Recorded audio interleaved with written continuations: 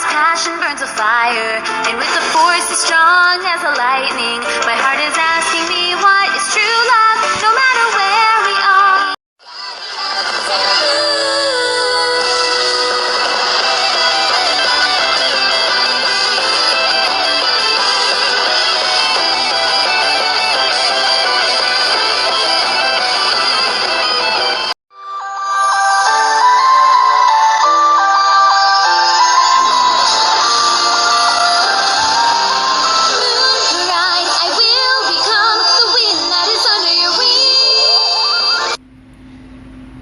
Hey everyone, welcome back. Today I'm going to be making one of my very simple, healthy vegetable dishes. It's really super easy, so healthy, and so delicious. We're going to start here with a half of a red cabbage. I absolutely love red cabbage. What you do is you just chop that up in little pieces. And then you want to be sure to wash it off in a bowl of water or something. I like to put it in a salad spinner, separate the pieces. And the neatest part about cooking with red cabbage is that when you are done washing it, the water is this awesome blue. Look at that. I find that so interesting. Then we're gonna get some other vegetables going. So after the cabbage is all washed and dried, it was spun in there, then we put some earth balance in this big giant skillet here. So it's gonna be a lot, so it calls for a lot of earth balance, and I also dilute that with some water. This is the earth balance that I'm talking about. It's organic, it is vegan, non-GMO, it is very healthy actually. It's not unhealthy like butter can be. And it doesn't have any like nickel in it like margarine would. It is plant-based. It's basically a bunch of oils, and that's it. So you get that melting and sizzling away, and we're going to add some curry powder, and we're going to add some basil.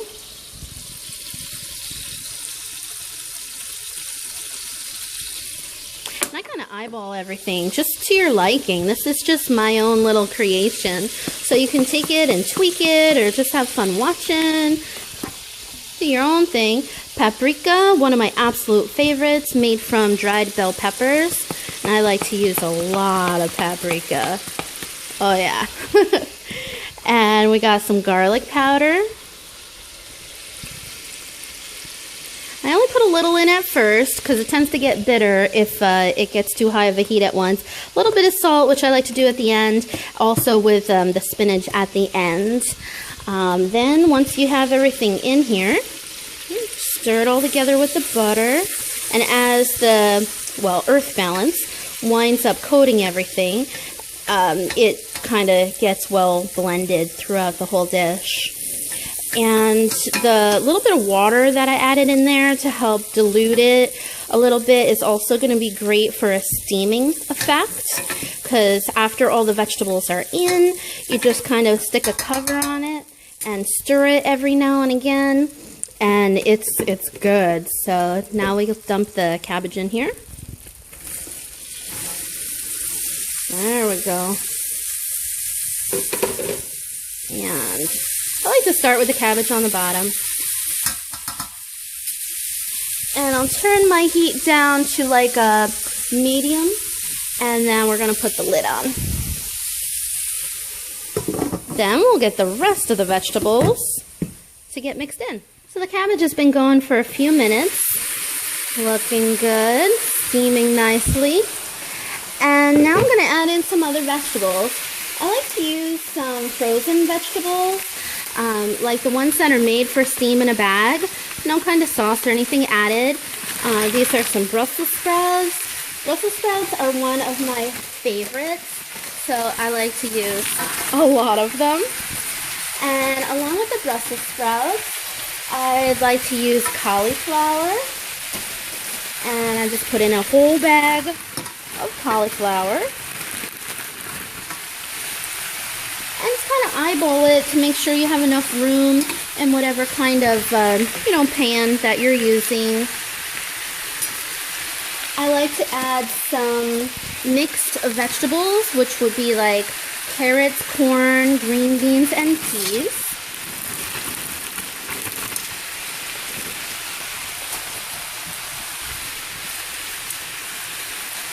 And of course, broccoli. So we'll get some broccoli in there as much as I can fit. Oh yeah. Once you cram all of that food into the pan, then you manage to cover it up so it can steam nicely. And if you find that it's not giving enough water, which even the frozen vegetables help because the water crystals, the ice crystals, you know, turn into water, you can always add a little bit more, like of a splash of water. And there, just fits. Oh, maybe a little too full, but I'll get it on there. And then basically after 5 minutes, give it a little bit of stir. There'll be more room then because it'll wilt down a little bit. And the whole thing maybe takes 20 minutes. So we'll see how it looks 5 minutes from now. On a nice clean cutting board, I like to take little bunches of spinach and just make them into tidy little piles like this, and then just cut them into ribbons. And at the very end, basically when all the vegetables are done, I add this on and it just kind of wilts. I like to leave the stems out. But you know, you can do it however you like. A little gentle cook on the spinach helps give you a little bit more benefit because you actually get more iron out of your spinach if it's cooked versus not cooked. So that's how I like to do it. And I wind up adding a lot of spinach. So you just keep making those little piles and cut them up into nice little ribbons until you have as much as you like. This is how we look 5 minutes in. You can tell the vegetables are not frozen anymore. The cabbage is nicely wilted. The seasoning's starting to cover everything, and it's making a little bit more room in the pan. So we're going to cover this back up and give it about another 5 minutes and then stir it again. Here we are, 10 minutes into the cook time.